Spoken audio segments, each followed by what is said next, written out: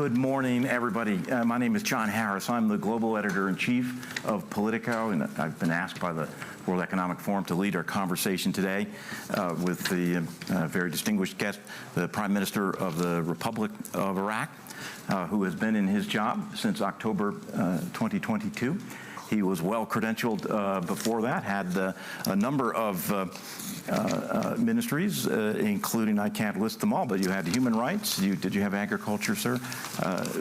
Hardly anybody, it's hard to imagine somebody would be better credentialed coming into the very difficult job that you now hold.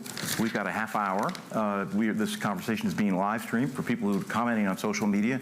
Just a reminder, that's hashtag WEF24, and we will try to cover as much ground as we can in the next 30 minutes, sir, with great appreciation for the time that you've given us here in the room and given to the WEF Forum in Davos. Sir, welcome. Many people, I believe, must have, certainly this is true for many in my country, in the United States, but I think it must be true for many visitors here at Davos. They have a picture of Iraq that is grounded in 20 years ago, in the time of so much violence and war. We don't have an accurate picture or a contemporary picture of the state of Iraq now. Could you give us your view of the quality of life in Iraq, the degree of safety, the degree of optimism or fear or anxiety that your people feel as you tried to lead them? No. Bismillah ar-Rahman ar-Rahim. In the name of God, the merciful and the compassionate, a very good morning to all of you. Thank you very much for having me. This is a great opportunity to meet you, Mr. Harris, to have this conversation here at the WEF, at the Davos Forum. As to the question that you have raised, it is true, after 23, there has been a major change, which was complicated. It's true, difficult steps in building the institution of the state, and we moved from a dictatorship to a democracy, full-fledged democracy. The security was very high. Terrorism was caused mayhem in our country. ISIS was also had a propaganda that threatened not only Iraq, but the world at large as well. So we had challenges and hard times. Iraq won. The people of Iraq won. They came out united with the help of our friends, partners from friendly countries as well, who stood with us to go through this crisis. And today, despite all these difficulties and despite of the disparities in the political standpoints within Iraq, there is somehow we have adopted definitely democracy as a step, and the rotation, the peaceful rotation of democratic changes at the federal level or at the regional level, and we have had local elections who had been standing still for years. And in Kirkuk, the elections in Kirkuk were held up since 2005, and Kirkuk, as you know, is a small-scale Iraq. This is a great indication that we have a political track.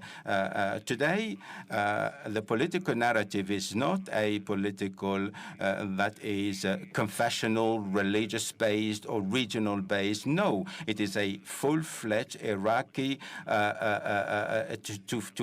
to meet the needs of the Iraqi people. So we would like to implement the program in favor to work and to serve our citizens. So it is a citizenship-based political trend. The challenges are not security. We have economic, climate, and administrative reforms challenges, and this is an indication, a clear indication about the situation, the real situation in Iraq. We are trying to move forward, specifically with this government that has 5 priorities that have been determined based on the aspiration of the people of Iraq, providing job opportunities, alleviating poverty, anti-corruption, and reforming the economy today. Iraq is peaceful, stable, and this is a necessity for Iraq, for the region as well, very important region for us and for the world at large. Sir, Iraq has historically been heavily reliant on oil revenues. It's one of the big themes of the World Economic Forum over the past many years has been the transition away from a carbon-based oil economy. Tell us about your own efforts to modernize the Iraqi economy. By the time you leave, and of course you don't know when that is, what will be different in terms of the modernization and diversification of the Iraqi economy? No. Now, it is true that in the past we have had oil-based economy. That was very important for us. But that was also a weak point. That was a shortcoming because basically it was counterproductive because we were only based on oil revenues. That was the only target we had. Now, there is a transition to diversification. It is part and parcel of our program and also in part and parcel of our economic aspirations. We would like to go from 59% reliance on oil revenues to 80%, and we are reducing the reliance on oil revenues. And therefore, this can occur based on different economic trends. So reforming the oil economy, restructuring the oil infrastructure, and we have not invested enough in gas because we import gas from neighboring countries. Byproducts are also imported from neighboring countries, whereas we are an oil-producing country, and therefore we have to guide, reorientate the economy towards the right tracks. And this is one track. The other track is that we have important strategic economic tracks in addition to the reforms, and we have leading economic programs aiming at complementarity, integration in the petrochemical and also renewables, clean energy sources. We are on the right track of diversification to have different revenues. Sir, I'm in the news business, and sometimes in the news business it's confusing. We don't always get the facts exactly right, or it takes time as positions evolved. I've been confused as I've read the news stories about your response to the recent U.S.-backed drone strike that killed an Iranian target in Baghdad. It looked like you had reached the conclusion it was time for all U.S. troops to leave Iraq. But I've later seen news stories saying that's not your position. Could you clarify what your position on that is? And did your position evolve, or were the initial reports of that not giving credit to the nuance of your actual views?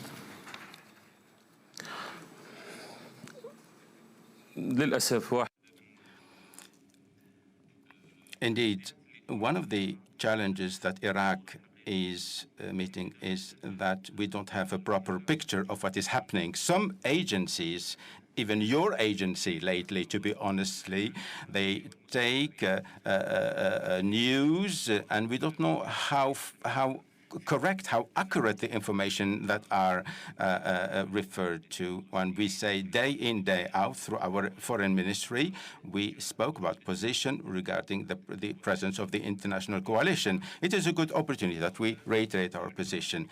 Iraq, government and people are respectful and appreciate the position of the international community that contributed, along with the Iraqi people who made a lot to defeat ISIS. This is a clear and gut position, specifically from the Iraqi people. The other issue, now the justification of the presence of the coalitions is to fight ISIS. And today, with the testimony of all the people in Iraq, ISIS is no longer a threat to the Iraqi people.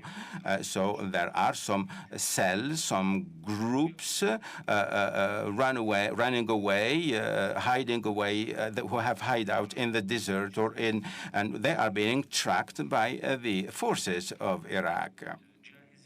Now, the preparedness of our army is clear. We have the preparedness, and this is a sign of stability and a guarantee to safeguard the situation in Iraq. For this, and through these, based on these indicators, we started to implement a commitment made by the Ministry Council is that we negotiate with the coalition to discuss how to finish this mission in Iraq, and that was the aim of the delegation of our visit in 2023 to the U.S. to set up a bilateral group in order to implement the withdrawal of the coalition. Now, what happened on October the 7th stopped the meetings that were in line, and today, after the aggressions that are happening on Iraqi positions, we have now to start the discussion on to prepare the timeline on how the international coalition moves from Iraq, and then we will have a bilateral partnership with regional countries. We will all have a bilateral relationship with and partnership with the coalition members. So we are a sovereign country, and therefore it is only natural that we move towards this position. This is a request from the people, and this is a democratic country, and therefore we have to reply to meet the needs of the people, and therefore this commission will have to work on the meetings for the withdrawal. Thank you. Reflecting the wishes of the people, but in terms of your personal priorities as Prime Minister, is your position the sooner the better, or do you feel this transition should take place purposefully and not necessarily on any set timeline? نعم بالتأكيد. Indeed, yes. I believe that the sooner we withdraw the coalition, it is a necessity for the stability, the security of Iraq, and it is a necessity to safeguard constructive bilateral relationship between Iraq and the countries of the coalition. This is my position as a prime minister. It is not the position of any other body, but it is myself directly. Sir, to state the obvious, it's a very dangerous time in the Middle East because of the Israel-Hamas war, and there's a great concern that the war would widen, become much more of a regional war. I think it's clear, actually, there's already quite a lot of regional violence, and to some extent the conflict is already in a regional stage, but not in the acute regional stage that some fear it might become. Could you give us your view? What is the degree of risk right now that this the very volatile situation with respect to Israel's military action in Gaza will spark something much wider in the region, and possibly including your own country?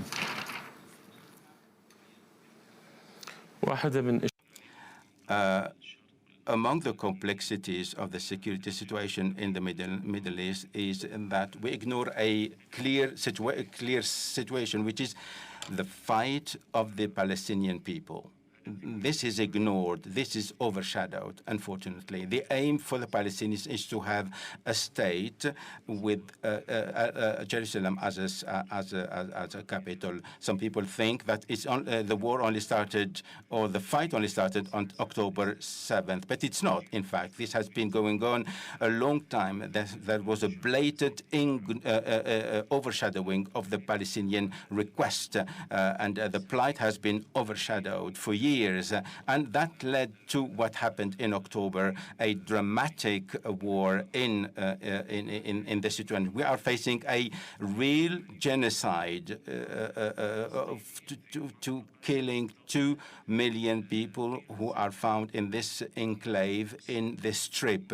under the silence of the international community, who only say things and make declarations. In the conference of Cairo, after the attacks, we all said nobody wants to escalate the war. Nobody wants the escalation. But today, after 100 days, there has been some escalation to the Red Sea, to Lebanon, to Syria. And we don't know what is coming next, basically, because this may yet expand and accelerate. This is a very sensitive area. It is the reserve area for oil. It has, a strait, maritime straits, very important to the world. And therefore, the international community does have a duty to take its legal and ethical position towards the occupation government, because their aim is to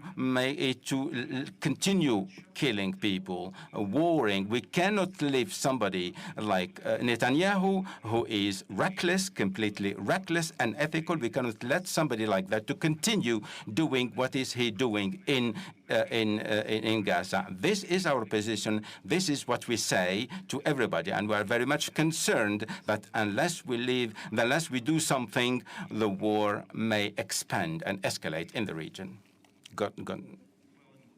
The question, you said, well, unless we do something, and my question is, do what? Secretary of State Blinken was here in Davos yesterday. He's now gone home.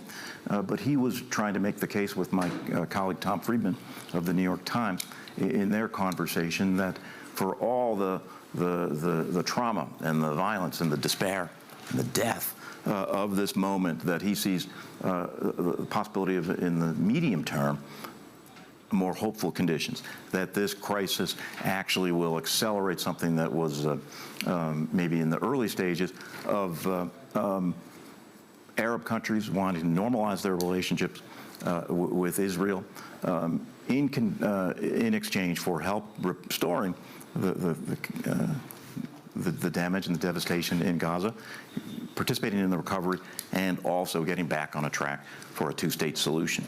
So at what seemed to most of us a very pessimistic moment, he was striking a surprisingly optimistic note.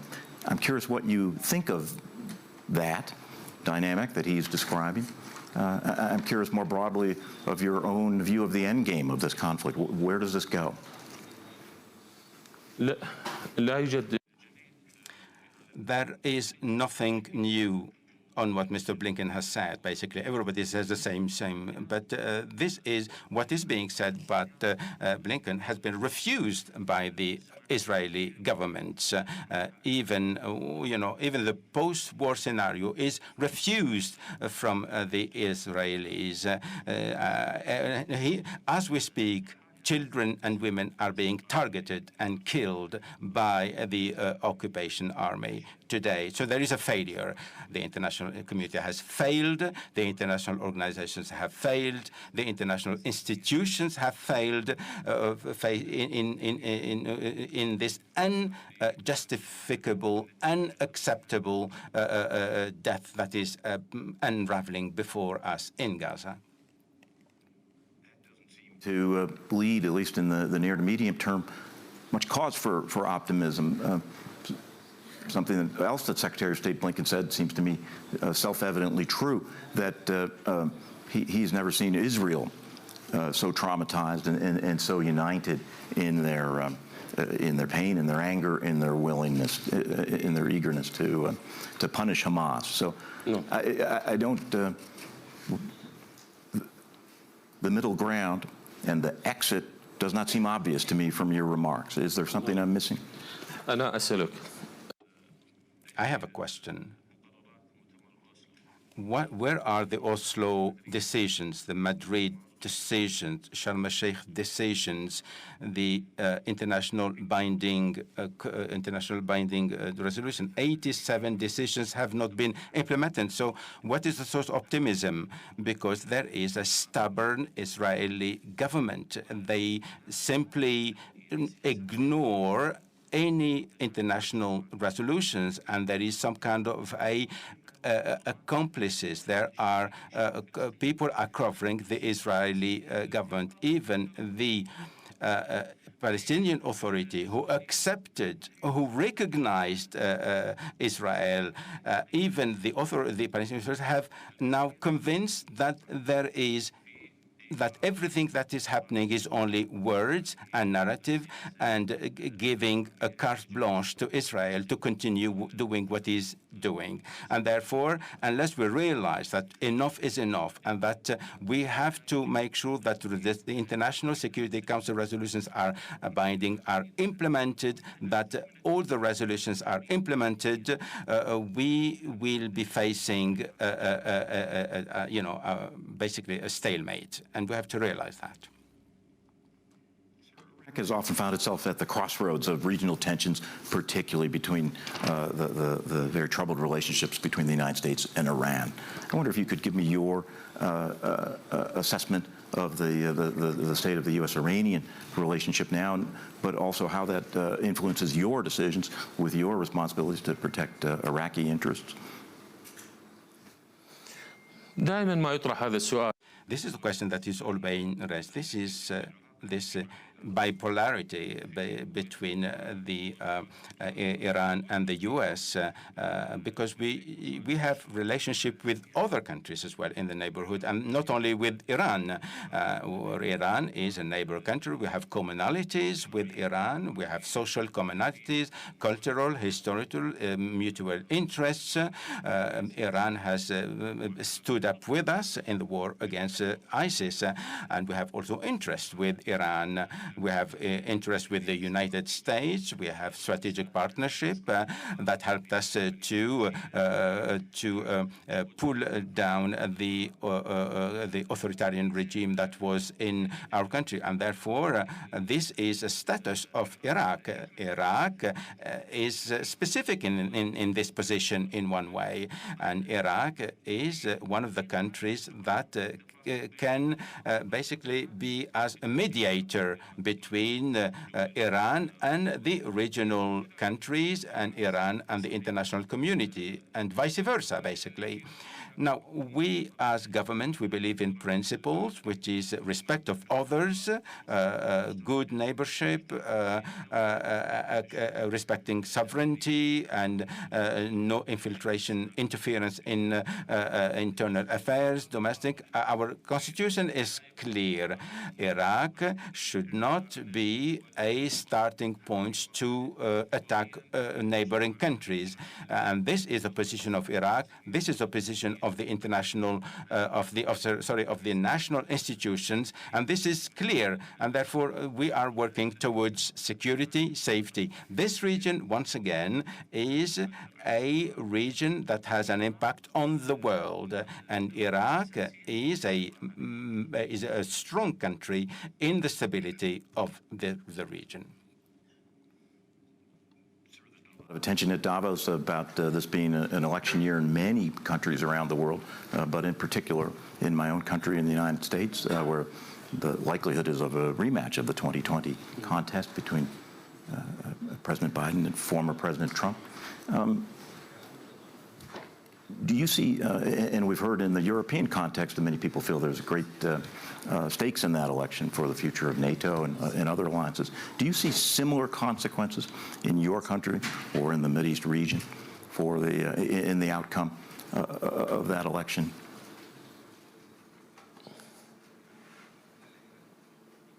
أي انتخابات في أي دولة نحن نحترم.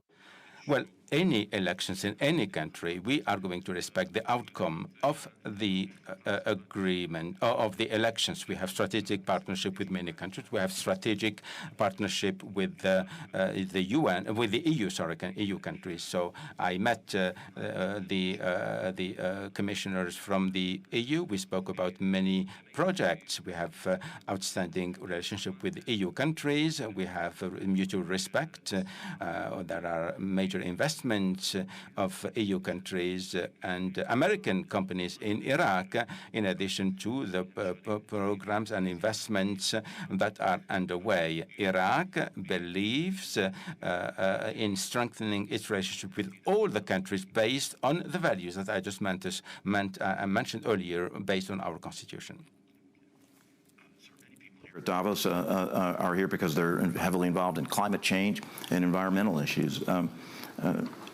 I wonder if you could describe some of the views that you're taking to mitigate the environmental impacts of climate change in Iraq, and particularly in terms of water scarcity, a big issue in your country, and preservation of Iraq's unique natural heritage. ابتداء منطقتنا هي أكثر منطقة Our region is one of the most vulnerable regions to the climate change, and therefore we are going to have a joint committee between the Gulf countries and Iraq in order to work on the climate change. We have a problem of desertification. We have a problem of drought and scarcity of water, and the Tigris and Euphrates level of water also is diminishing, and therefore we are an oil-producing countries, and we have the problem of the flaring of the gas wells, and therefore one of the major steps in reforming the energy is to invest this flaring through cooperation with Total and also with other international oil companies. And there are other investments in the sixth round to use these flaring. And now we have involved in project of renewable energies through contracts to use solar panels in order to, and in Davos, there were some concrete understanding between some major investments in using the wind energy, and Iraq has got a very good big potential as well. We also started a different proper management of water resources in our country, so that we will be enabled to meet the livelihood needs and the agricultural and industrial needs. We have participated in COP28 with the negotiating delegation on the part of Iraq, and our aim and our policy in COP28 is to reduce carbon emission at the production level, and this is part of the sustainability program that is underpinning the programs of energy in our country. Just a couple of minutes left, and I was wondering if I could invite you to think a little bit philosophically, both looking backward, looking forward. As you look back at the last 20-plus years of change and, in some cases, violent disruption in Iraq, is there any particular strategic decision that you wish had gone differently? And then as you look forward to the next 20 years of Iraq, what's going to be different about your country? What does your country look like 20 years from now that's going to make it a significantly different place with higher quality of life for your people? Yes. I would like to say that our country is going to be better, definitely better. Iraq is taking very solid steps in the future with the support of the Iraqis with all their components, and this is a source of energy. We are moving forward based on citizenship, based on a partnership and also complementarity, understanding between all the components of Iraq, so that we have a new economic vision. We have a new Iraq with all its projects and partners. We invest the natural resources that we have. We based on our heritage, on our civilization, so that we are able to have a better, brighter Iraq, a united, independent, stable Iraq in the future. Sir, thank you. That's a great note to close on with just the remaining moments here. I wanted to thank everyone in the audience and everybody online for joining us. Sir, I want to thank you for giving your thoughts and your perspective very emphatically on several points, and we're very appreciative of it. Thank you, sir.